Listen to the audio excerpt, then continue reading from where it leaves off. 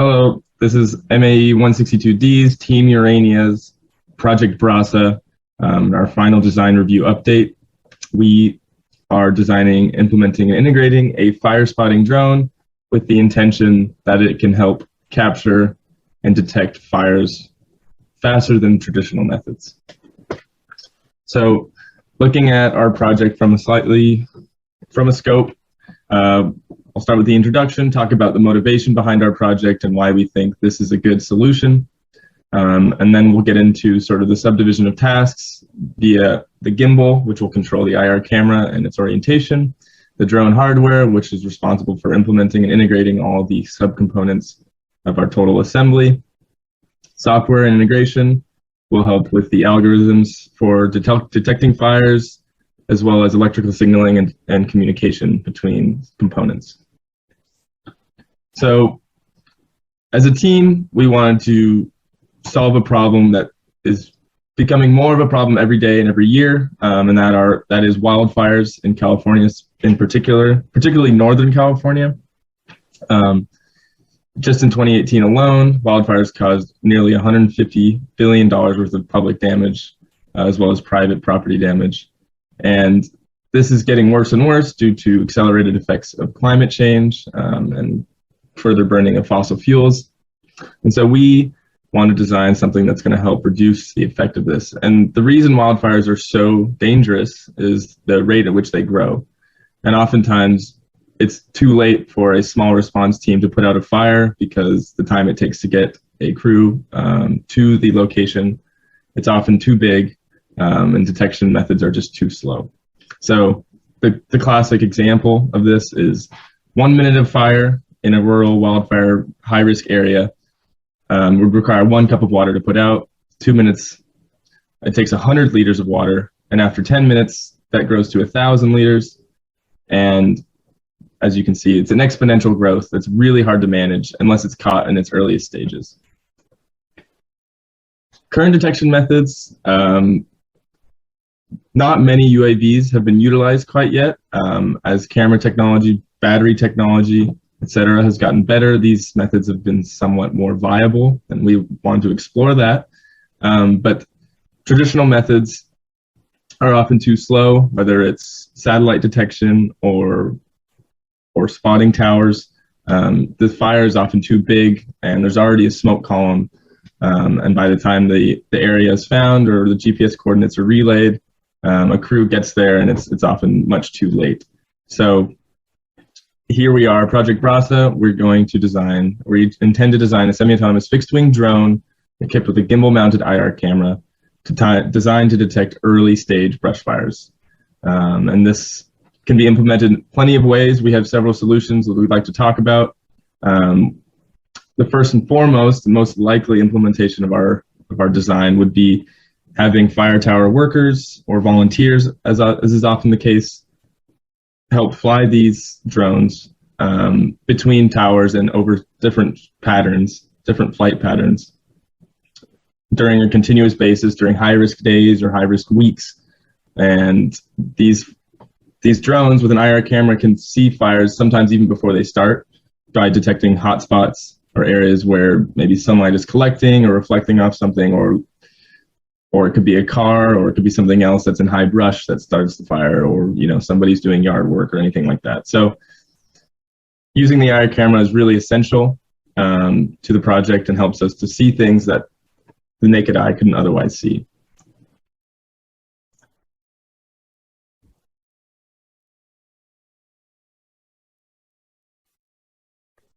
All right, looking at our prototype for our gimbal progress, this is the first version of our prototype. Some major features include our roll axis for the camera barrel, and then the horseshoe covering our pitch and yaw axis. Some issues with this design: it was over-designed. We didn't need the full horseshoe for our prototype. We actually ended up shearing off one side of it, as you'll see later on, and kind of hard to access for our wiring. So going on to our second prototype, you'll see that barrel becomes simplified to kind of just a flat mount. And it's not here, but we ended up, after printing, shearing off one complete side of that horseshoe, as you can see here. that wasn't really necessary to have, and it provides a lot easier access to our system and our motors for the debugging process, which will be covered by Alec and Brandon later. For printing and assembly, we learned some lessons. For one, don't buy dollar store drill bits. Another, we mistakenly made our parts without a ton of clearance.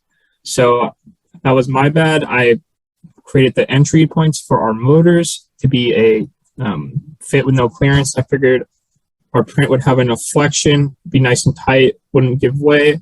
Problem is, when you're 3D printing, if it prints in the middle, then you're going to have the radius of your filament, so it's going to be a little tighter of a fit than you designed in CAD. Moving on to our wiring diagram.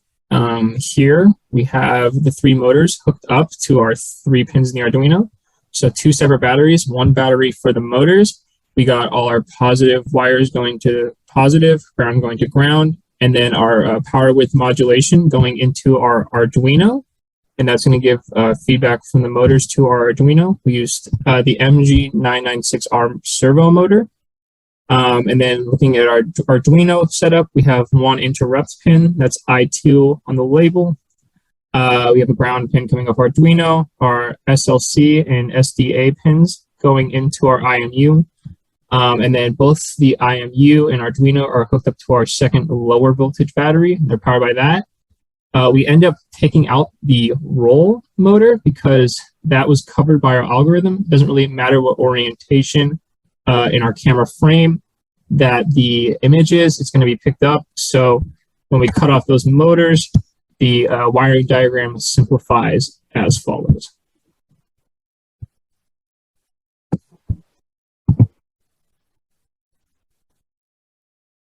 We've eliminated the 3rd degree of freedom. We think that's unnecessary when looking at pixels of temperature. We think that their orientation isn't necessarily significant, and we can always account for this with other means, either algorithms or camera shake or any sort of digital solution. So once again, wire management was an issue, but I have started a little video here that shows our simplified version of the CAD and 2 motors in a motion study showing that the gimbal can rotate and swivel in 2 degrees of freedom and still capture all the things that we think we'll be able to need and be able to see with our camera with fire detection. So once again, wire management is a big issue. Since we don't expect, particularly in the pitch direction of the camera, we don't expect to be rotating all the way back around, which can simplify a lot of our wiring since these wires will not be wound past 180 degrees or even 90 degrees in either direction. So we thought that using coiled wires would be much simpler, considering they can handle rotations, they can handle bending, extension, with much more ease than a regular wire would, just given some slack. So we think that using the USB-C of the camera and using the power connectors and the sensing connectors to the IMU, which will be mounted alongside the camera, we can integrate all those wires into one bundle and coil all of it. Lastly, the last part of our final design was the motor. Actually, back to wiring. Here I've sort of drawn some of the diagrams showing how the wiring will connect through back to the rest of the drone. So it starts off with the USB-C connection, as well as the IMU, which will be integrated into this top surface of the camera. But just for demonstration purposes, I've shown the USB-C entering through this hole here along the red line and through the central axis of the motor, out the outer connection, along the arm, up and back out, where we can connect it to our Arduino and Raspberry Pi for image sensing and further testing. So some key points here. The wire routing, as you see, is in red, follows a path that's generally been filleted, it's been rounded, all these things that will help reduce cutting or abrasion to the wires, which is really important when you consider that if we want this production model to be robust and last a long time and survive many, many cycles, we need to reduce this abrasion as much as possible, as wires are often the failure point when it comes to multi-degrees of freedom systems. Lastly, the big part of our final gimbal design was the motor selection. Something that we were able to improve on from the prototype significantly is using a motor that's, well, not only brushless, but it being brushless gives the central axis an opening and allows for easy wire management so that we can route wires through and we don't have to worry about twisting around the motor axis or any sort of additional torque because the motor itself can house all that internally. We were able to find a motor that operates at 10 volts with the encoder included, so that can simplify a lot of our angle measuring. We don't need to combine two separate, like in a separate encoder or motor. This comes as a package and is all pre-wired and requires no assembly beyond mounting to our arm and camera housing. Here are some specifications. As you can see, the weight, 57 grams, is relatively low, which is helpful for us, considering weight is always a consideration in aerial applications. The torque is relatively low as well, but coming from a small motor, and we're only using a very small camera, 250 to 350 grams of torque is going to be sufficient, we think, for us. Running at a higher voltage compared to our prototype, which was 3.35 volts, now that we're at 10 volts with this motor, we can run much less current and to handle the same motion, and which will help reduce power consumption. Yeah.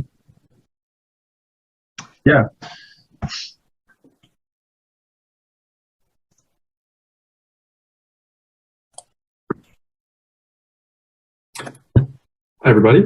I'm going to be discussing the gimbal modeling, some of the telemetry and fire location, and then discussing our controller algorithm. And I'll start with sort of an overview of the system setup, where we model our gimbal as a 3 rotational axis or 2 rotational axis in the case of our final design robotic arm.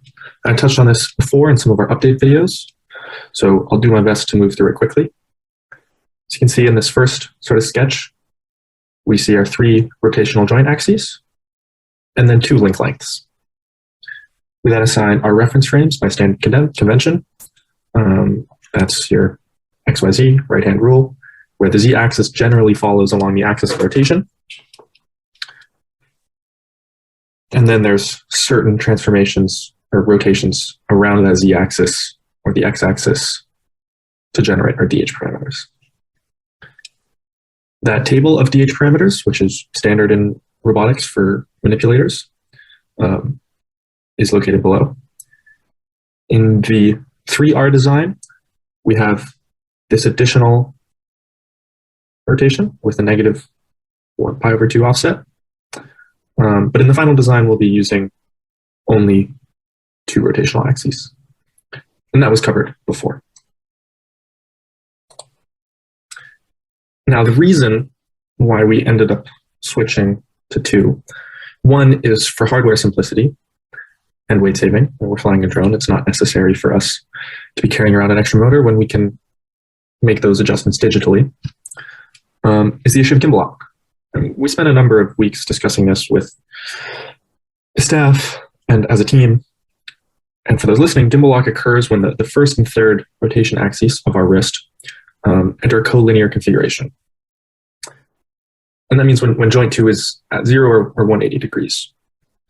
And in that scenario, if you imagine the gimbal pointing straight out or inward on itself, which is, from a hardware perspective, not reasonable, but could theoretically happen, depending on your configuration, an infinite combination of the first and third rotations could result in any desired pose. So if we wanted simply things to remain level, if we wanted our desired rotation about that axis to be 0, we could have plus 180 and minus 180. We could have 0 and 0, and any number in between. So our solution to that, A, is to simply just reduce the number of degrees of freedom, so that it's only a 2R gimbal. And there's also a software fix, which we originally tried to implement, but ultimately was not worth it for this product. And to the right, we have a famous example of gimbal lock, which took place on Apollo 11, where following the mechanical failure of that aircraft or spacecraft, the internal gimbal got all jumbled up and took a lock. And thus, the spacecraft was not able to determine its own orientation because its internal math got all screwed up. So what does this look like in MATLAB? How are we establishing end effector orientation with respect to the base frame of the drone? And how do we decide, given a pose, what are the associated joint angles of our gimbal to maintain it? And the answer to that is through something known as rotation matrices. And now I'll switch to MATLAB.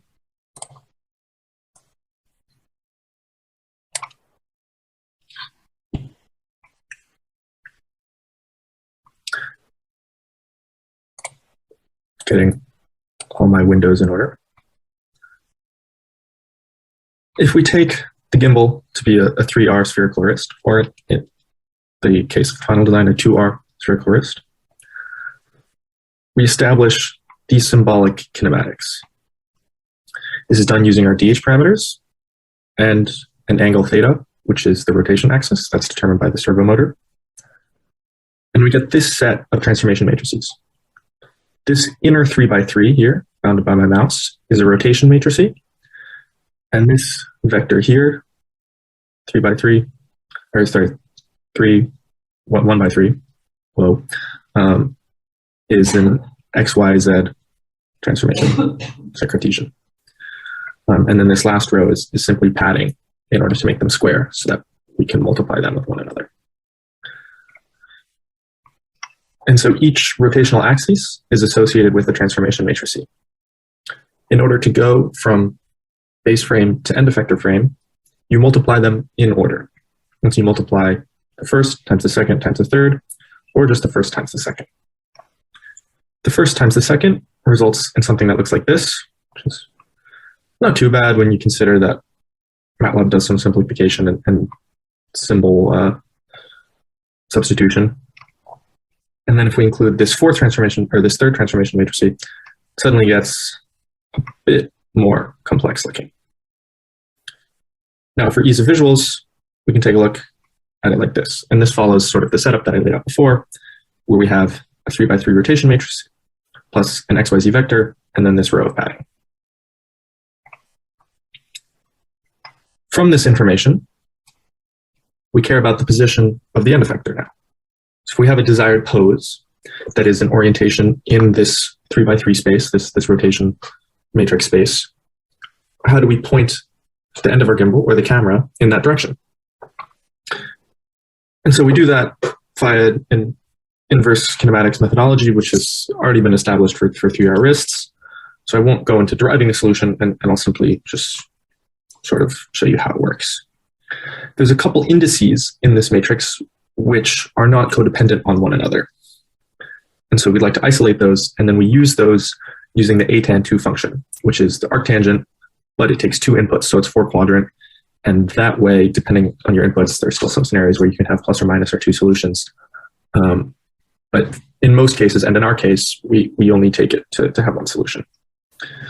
And so we can solve for theta2 and one indice R3. And then the other indices, that theta2 being the central axis, which is perpendicular to the first and third in the straight configuration. And then the other two are codependent on that. So having solved for theta2, we can solve for theta1 and theta3. This looks slightly different for the 2R configuration. Solve for theta2 similarly using a single indice or pair of indices.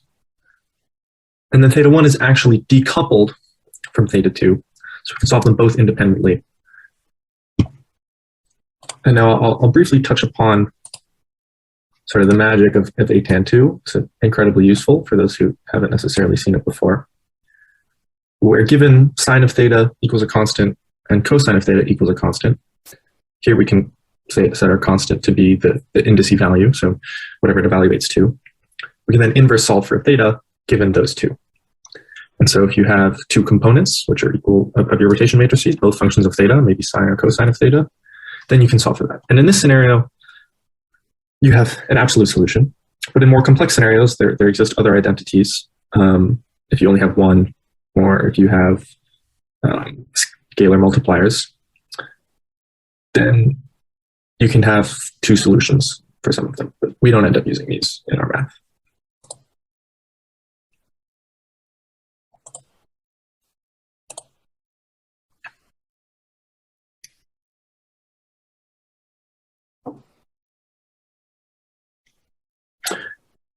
Now, how do we apply this math and sort of back-end logic to actually stabilizing our gimbal? Well, first we sort of line out what we want our gimbal to achieve.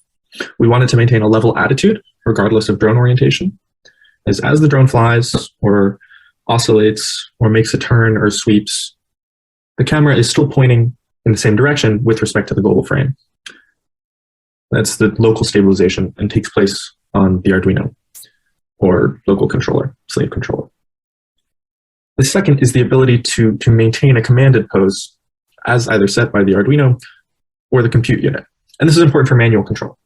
If the user wanted to look in a certain direction, or if we detect a fire, we want to observe that point in space rather than an orientation.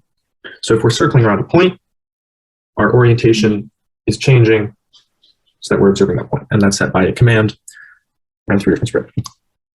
And following that, we want to also establish a relative fire detection or fire GPS position.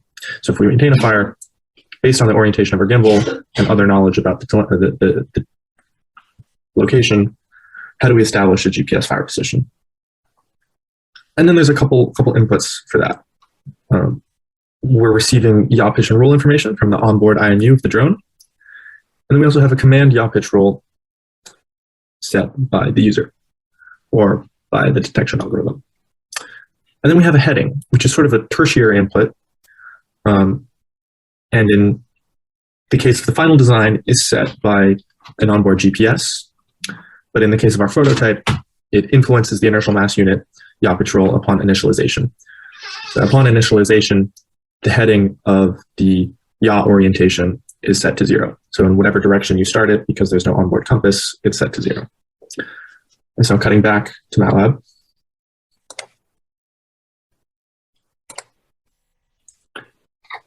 I'll show off some of that.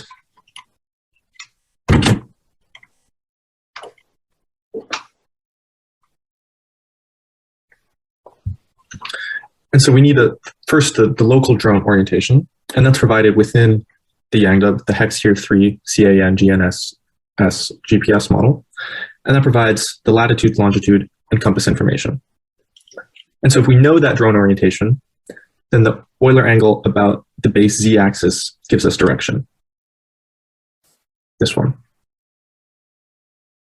And so if we take a projection onto a flat circular plane, then we sort of can start looking at the direction in which our fire is.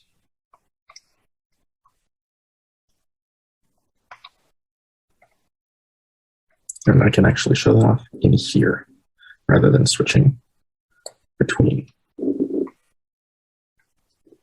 So first we drop a projection.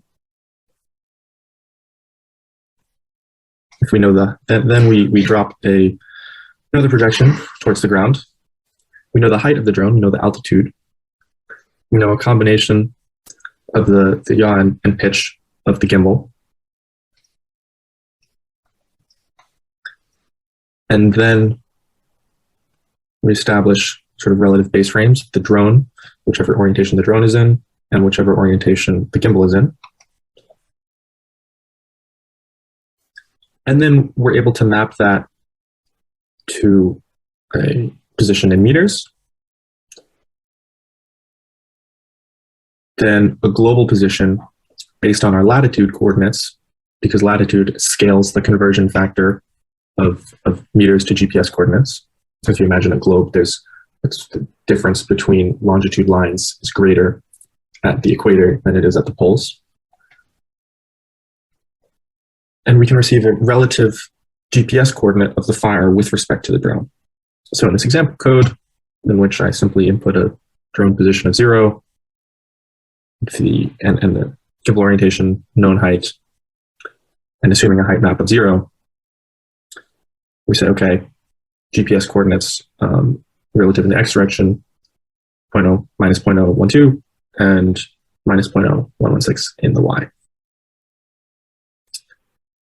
X and y corresponding to longitude and latitude.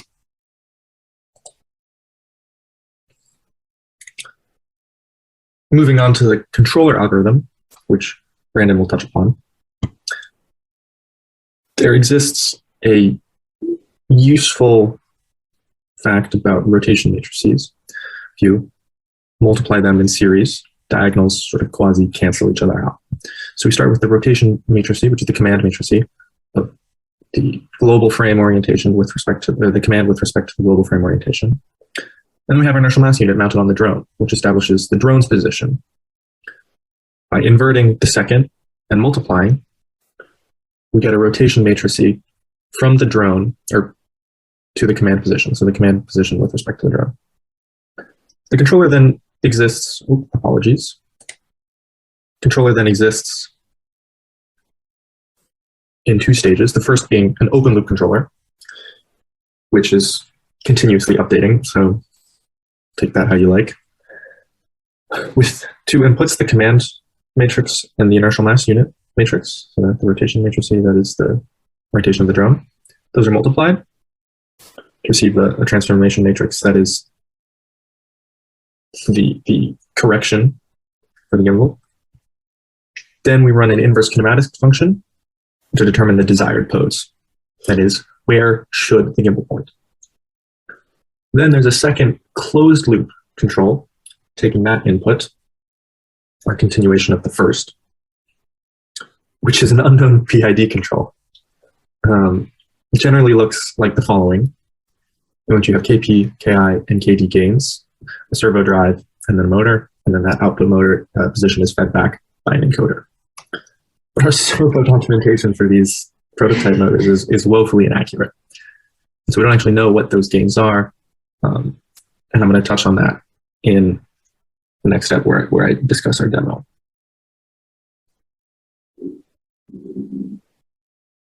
Just looking at our demo prototype, we have some 1 degree of freedom functionality and some oscillation that needs to be looked into.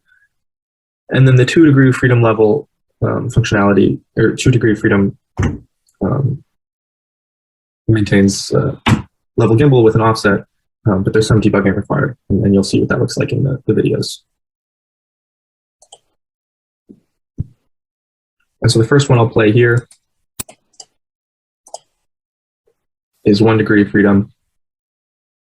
So you see as we move it, it maintains this 90 degrees. And you can see there's some oscillation back and forth that needs to be debugged still. Move it back. It still maintains its pose. Some oscillation again. 1 more movement. And dropped it a little bit. It's still looking to the right with respect to my desk. In this scenario, we're not maintaining level, we're actually issuing a command for it to stay at 45 degrees. Let's start again. So it's pointing with 45 degrees to respect. So it's initialized in the level position, but it's commanded to go in the 45 degrees. We move it, and it reaches the bound of the servo's range, so it goes as far as it can.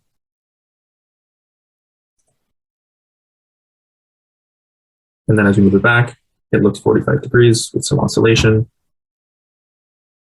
Continue moving the base, which is attached to the drone. And it looks back at that 45 degree command. And then here's the 2 degree freedom implementation,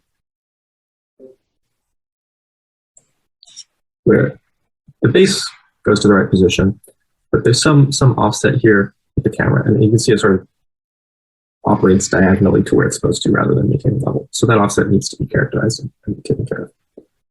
And I believe that is an error in the mapping coming from the IMU, because in that yaw position, it doesn't display full values. So I think I'm going to have to blow those up.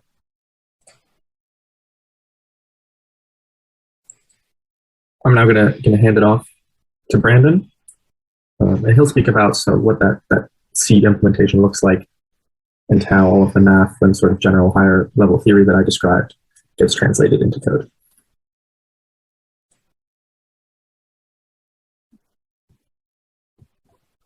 Now we get to the physical implementation of our gimbal controls model.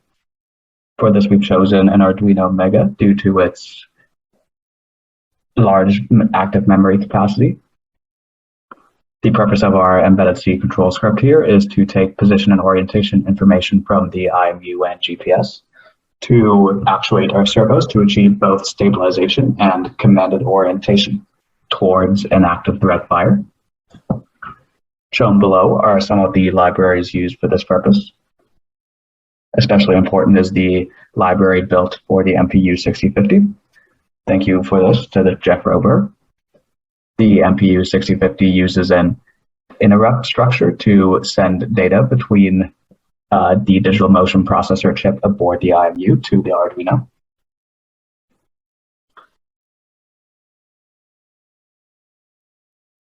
The sensors and actuators chosen for this, again, are the MPU 6050, which is a 6-degree freedom IMU. This had to be calibrated and soldered, mounted to the base frame of our gimbal. Also of note is that these 6000 series IMUs do not include a magnetometer, which means that we will be establishing a heading on initialization. And that future designs will likely take advantage of a 9000 series IMU so that we have an absolute heading. For the prototype, we are using MG996R, which are low fidelity but readily available servos. The 180-degree range limitation, as well as the lack of precision by these servos, has presented some issues in prototype development, but we will get through it.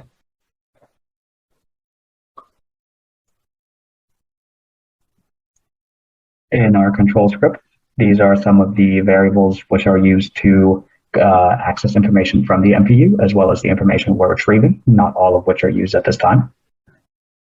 These are variables used in the computation of our position and necessary servo positions. On initialization, we address the Arduino as a I2C object, as well as fetch information from the IMU.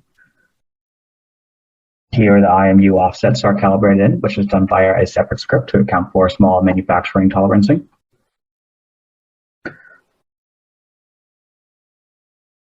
In the main loop, we are now here fetching on each loop position and orientation info. A IMU rotation matrix is established to see the change in orientation from the initialized 0 value. And then a correction matrix is formed to counteract this value so that we can stabilize towards the command. And then the inverse kinematics are solved so that we know which servo needs to actuate by which amount, which these values are mapped out here, and then written to the servos.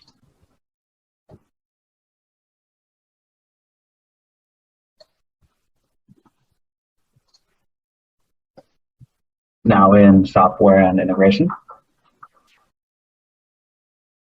Shown here is the communication architecture used by our prototype. On the left is the controls embedded environment previously described. On the right is our computational center, the Raspberry Pi. The connection between the Arduino and Raspberry Pi is via an I2C line to both send commands, log data, and to orient ourselves towards a potential fire threat. The FLIR boson 4 is our infrared imaging system, which connects to the Raspberry Pi via a serial line, USB-C in this case. The Neo 7M chip also allows for log position during the flight. Not shown, but would be on the right, are the built-in flight controllers and sensors of the Yangda drone system, to which we don't have access at this time.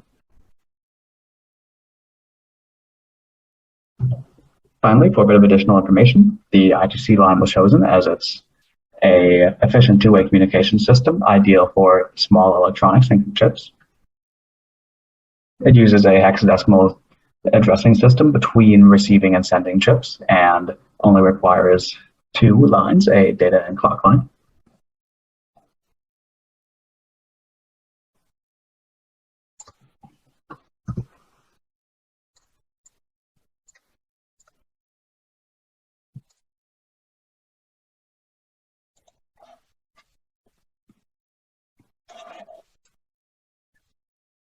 Now to talk about the drone hardware, sub-team, sub-area. The overall system requirements for drone hardware is basically to attach everything together. So this means designing a mounting bracket to connect the gimbal to the drone. That also needs to hold a separate battery system to power everything. We decided rather than trying to splice into the drone's battery system, that it would be more effective for range as well as keeping the two systems separate, to just have our own separate battery system to power all of the components that we are designing on our end. And this mounting bracket also needs to secure other components. Most importantly would be the computing box that will be running the computer vision as well as stabilization of the gimbal and that kind of things.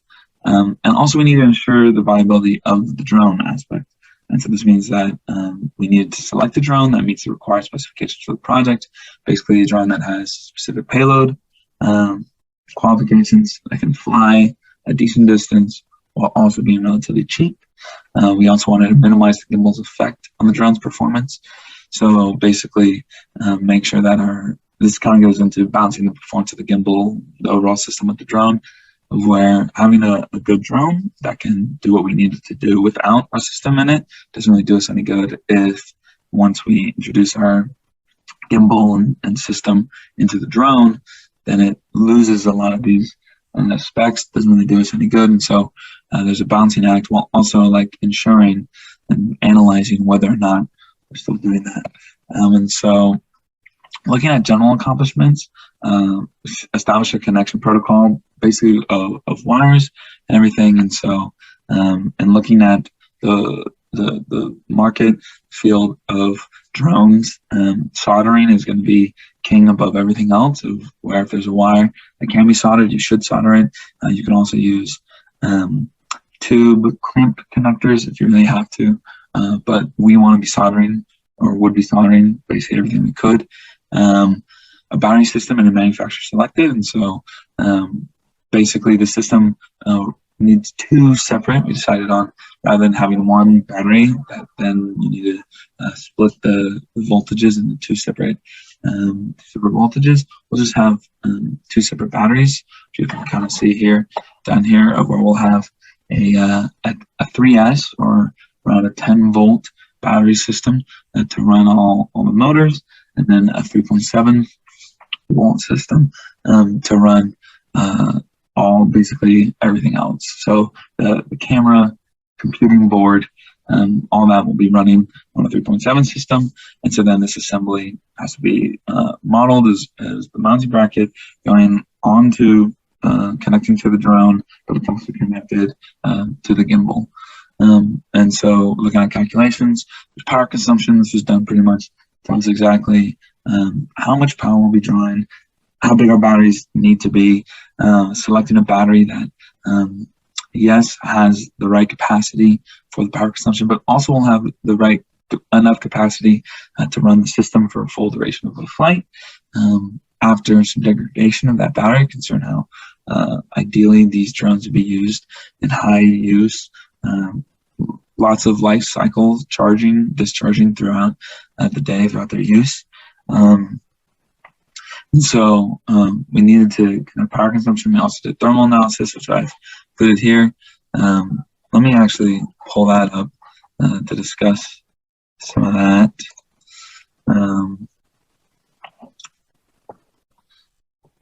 And so basically for the thermal calculations, the idea is that the computing box will be producing quite a bit of heat, and this heat needs to get transferred out. And so there's just some of the numbers that go into the equation. This is our total power consumed. We just assume that any power consumed by the computing box is just going to get turned into heat. Thermal conductivity of aluminum.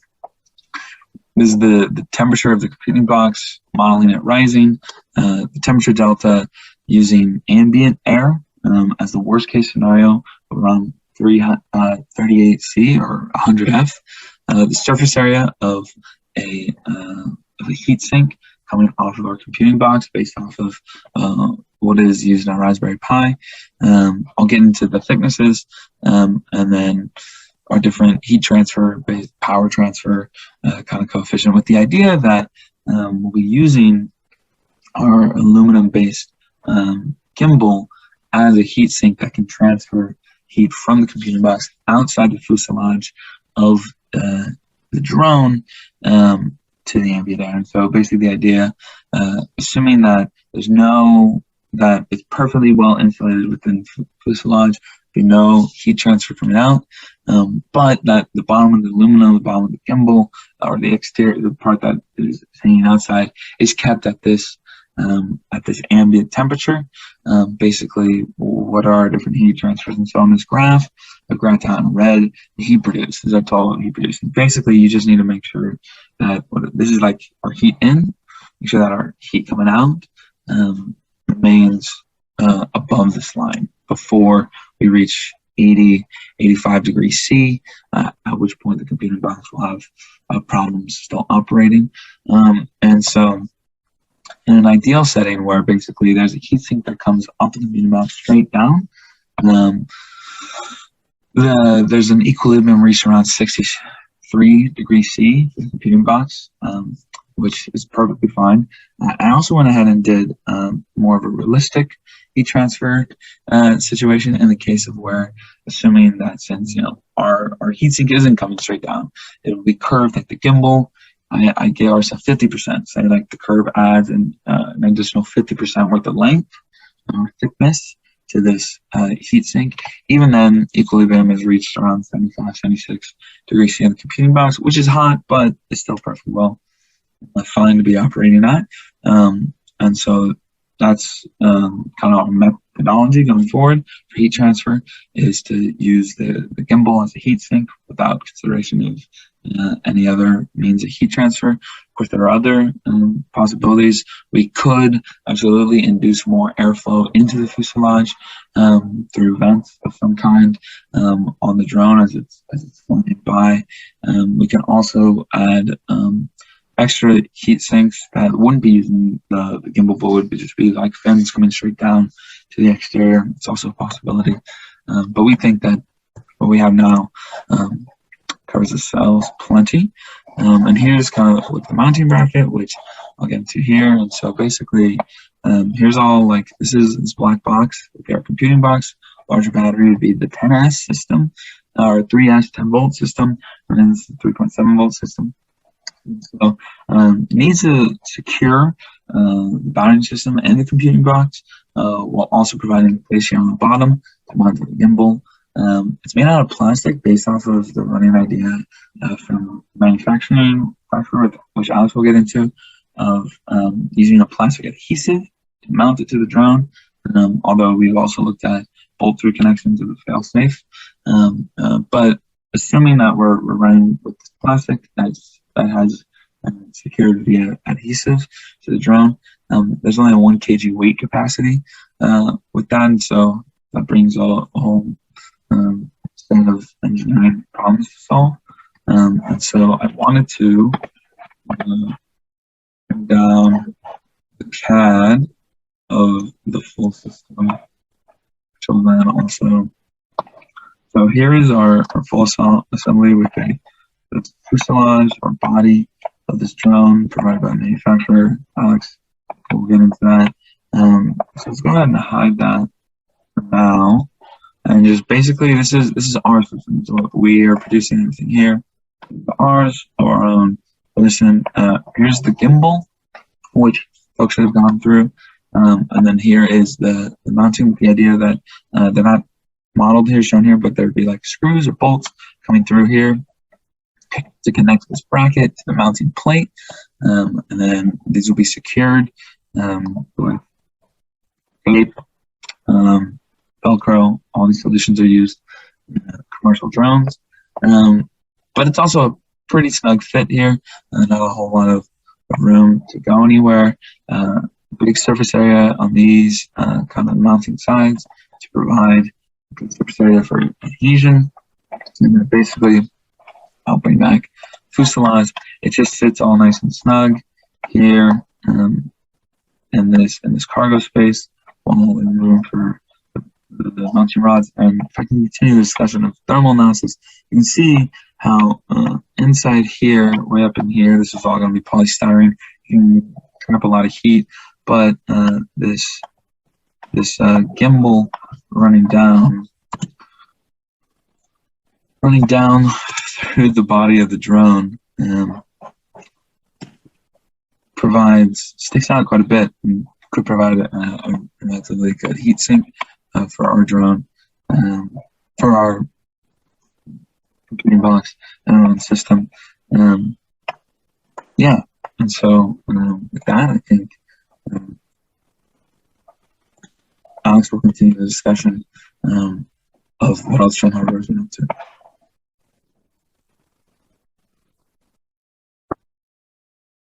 So we also had to choose our drone, and these are the choices that we had. We wanted to keep the prices low because that was our kind of unique selling point to the market. So we thought something along the same lines as the price of the camera was was an okay price to go for, because they offered these very good drones for that price point. So as you can see here, we have some cheaper ones, the Parrot Disco, $500, but the payload capacity is kind of uncertain for that drone. It doesn't state on their website that they have any payload capacity, but elsewhere on the internet it says potentially. So we want to kind of avoid that. You can kind of see the Aerosky has a payload capacity of 1.3 kilograms, which could have potentially done the job for us, but the range and flight time was 10 minutes, which was nowhere near what we needed. So we see the Yangda Mapid Pro and the Yangda Nimbus Pro. So with the two of these, you can see that the range of flight time is great. The payload capacity up to 3.5 kilos or 4.75 kilos, or 4.57 kilos, sorry, and pretty good cruising speeds as well. So we decided to go for the Yangda Mapper Pro because we felt that the extra 12 minutes with the 60-gram payload, which is potentially similar to what we could have, but we may be erring on the larger side. We believe that flight time could really allow us to see a larger area and increase the area that we cover looking for fires per trip. So this is it, the Yangda Mapper Pro. You can see here the diagram of it, or the model of it, and the lowest picture here shows the inside of the fuselage and the area that is able to hold the payload. So you can see here currently it has a camera in there, a stationary static camera to take photos for surveillance purposes. But this is the area that we would place our gimbal.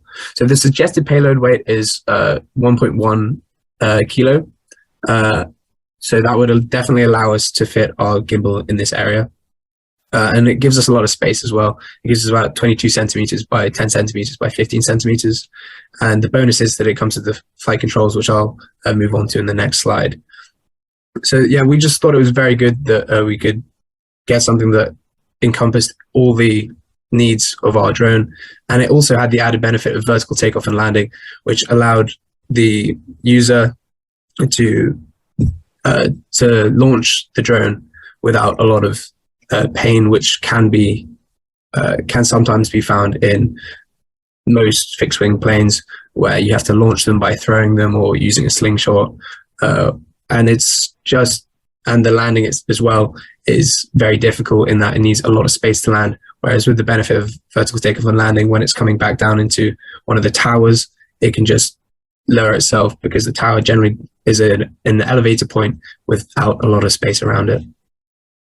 So next, the electronics. One of the benefits of our drone is that it comes with ground control software, this launch ground control software, which allows us, as you can see on the right picture, to produce an auto route for the drone to follow, and that is definitely what we'd be using, as it allows the person in the watchtower to run many at the same time and allows them to potentially be looking out for fires on the tower as well. The software also gives live updates for airspeed, altitude, and power, as you can see, along with battery percentage, vertical speed, and throttle percentage, as well as GPS location, which we believe is very useful in that it allows us to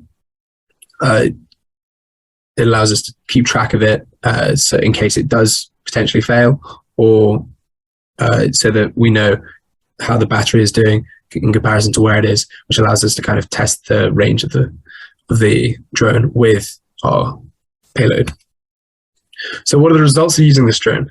So using the conditions shown on the right of the screen, with a height of 400 feet, and then a angle of the camera pointing from the horizontal of 30 degrees, a sweep of 120 degrees, and then a field of view of 32 degrees, where we are able to see that the area covered by the drone and the camera sweeping it is 28 miles squared, which is a lot, and that's perfect for what we need, and really increases the amount of distance that the drone is able to consider.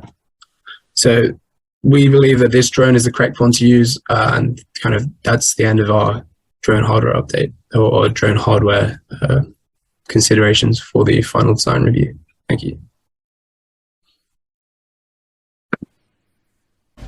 For our fire detection algorithm, here is an overview of our engineering accomplishments. We were able to develop an algorithm that can process video frames in real time and isolate high regions of regions of high temperature in each frame. And in addition to just isolating regions of higher temperature in the frame, the algorithm can also detect absolute temperature and indicate when a region is hot enough to be a potential fire in each frame.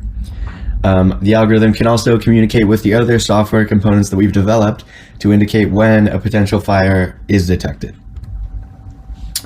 So now to go over the implementation of our fire detection algorithm.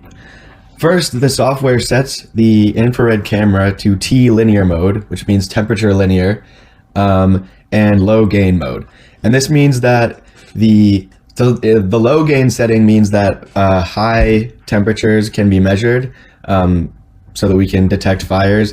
And temperature linear means there's a linear relationship between pixel intensity value and temperature of the object.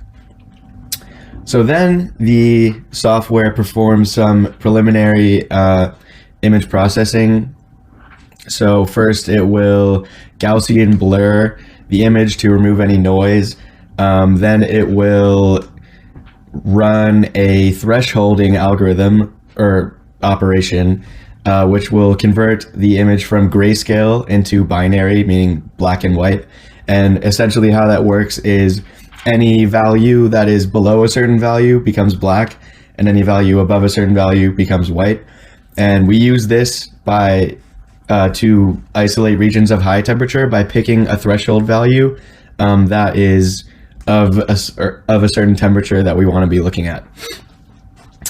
Then the software will detect a bounding box of any hot regions and find the centroid of all of those regions.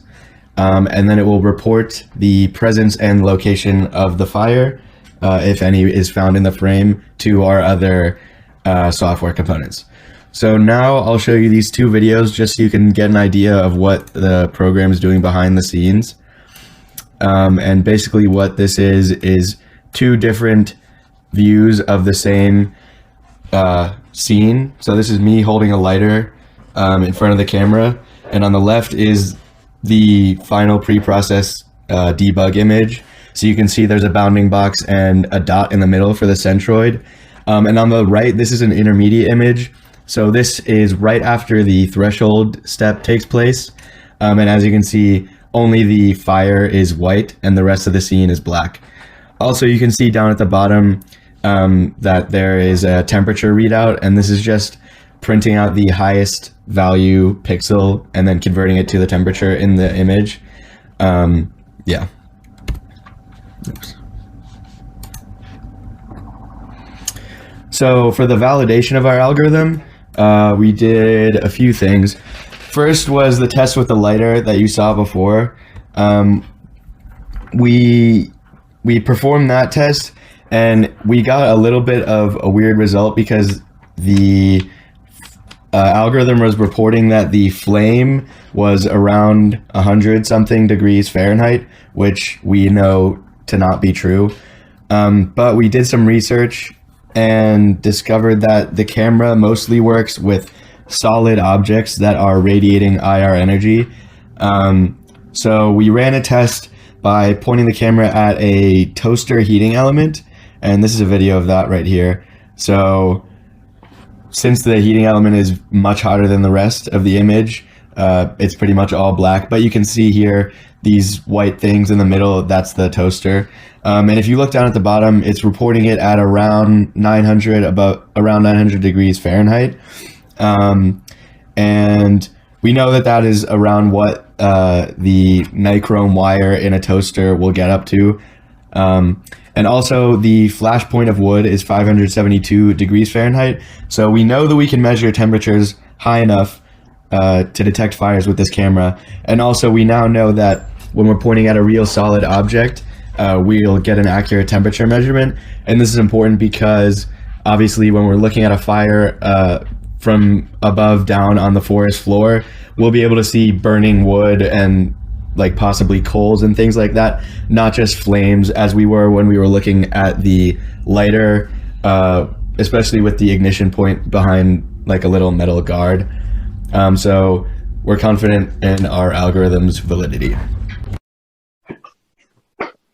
Hi, I'm Andrew, and on Team Brasa, I've been working on the data side of things. So a little summary of the capabilities of the data team. We can send commands and data to the Arduino from the Pi. We can read the serial output of the Arduino and log that output. We can use a web server to display the camera stream, which is like important for our demo. And then we can also send I2C commands through the web server interface. So a little bit more detail on two of these contributions. So monitoring data. Everything on the Arduino can be packaged up with the timestamp, so we know exactly what's happening, all the data that's happening on the Arduino, and we can send that over serial to the Pi and then log it into CSV files for review later. We can create plots of these CSV files. We can also use this data in sort of a more real-time way if it is placed onto the web server. So yeah, this is like the main contribution. It's just knowing like all the data that we're seeing needs to be stored in some way for debugging purposes, and just to know like the entire state of what's been happening through the flight. And then the other one I wanted to talk about is sending commands. So this started out like pretty rudimentary, just sending 3 energy values from the Pi to the Arduino. So let's say we want to command the servos to position the camera to look at like a specific point that we know of. We can actually send these values through a web server and over HTTP, and then through I2C, the Pi will command the Arduino, and the Arduino can do whatever it wants with the data. So that's the other thing that I was primarily working on, was just creating data and then sending it to the Arduino through the Pi. And yeah, creating this client-side web interface where it's a little bit cleaner to send instead of using a terminal.